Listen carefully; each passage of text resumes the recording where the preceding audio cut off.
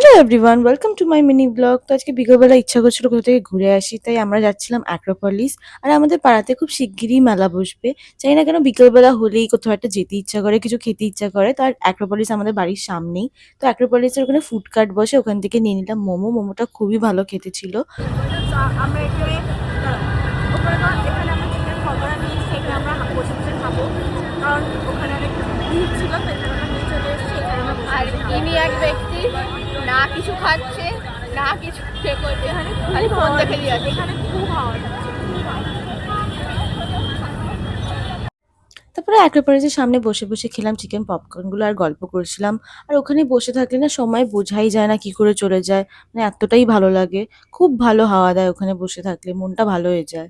তারপরে একটা গেলাম জুসের দোকানে আর নিলাম ভ্যানিলা শেক। এই গরমে খুব রিফ্রেশিং লাগে আর আমরা প্রত্যেকবারই কিছু না কিছু নতুন ফ্লেভার্স ট্রাই করি। তারপরে আমি ছিলাম সুগার অ্যান্ড স্পাইসে। ওখান থেকে নিলাম কিছু বাড়ির জন্য খাওয়া লাইক পেস্ট্রি আর প্যাটিস, আর আমার বোনও নিয়েছিল। তারপরে যাওয়ার পথে আবার নিলাম কোল্ড ড্রিঙ্ক, আমাদের খাওয়া শেষই হচ্ছিল না। কোল্ড ড্রিঙ্কটা আমাদের বোন খাইয়েছিল। এখানে জন্মের কিটটা আজকে আমাদেরকে থামস আপ খাইয়েছে। আমাদের খাওয়া দাওয়া হয়ে গেছে, এখন we are going home. Very tired after eating so much food, junk food, not food, junk food. Bye bye.